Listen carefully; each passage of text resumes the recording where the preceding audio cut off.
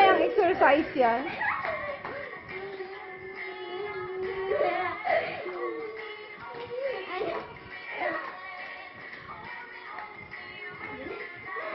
Yan mo si Abby, hingalin yan mamaya.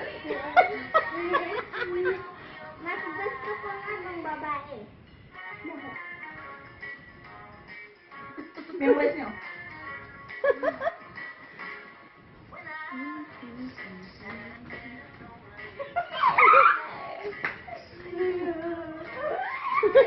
Bakit ganun? Ito yung umiikot, di ba? Oo. And